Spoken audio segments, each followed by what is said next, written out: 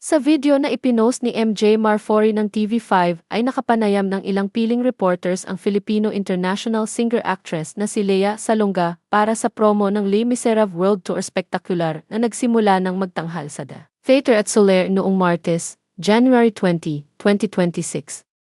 Gumanap si Lea bilang Madame Thénardier sa Les Miserables. Mapapanood sa naturang video na marami ang nagulat sa revelasyon ni Lea dahil bahagyang nabanggit ng singer-actress ang tungkol sa estado ng relasyon nila ng kanyang estranged husband na si Robert Chen. Kinumpirma kasi ni Lea na hiwalay na sila ni Robert nang madako ang usapan tungkol sa nag-iisa nilang anak na trans actor na si Nick Chen. Ayon sa Broadway star, sa kabila ng super busy nila ng kanyang estranged husband ay maraming nakukuhang suporta ang anak niyang si Nick mula sa mga nagmamahal sa kanya. Hindi na nagbigay ng karagdagang detalye ang singer-actress tungkol sa sanhi ng paghihiwalay nila, kung kailan sila naghiwalay, at kung napawalang bisa na ba ang kasal nila.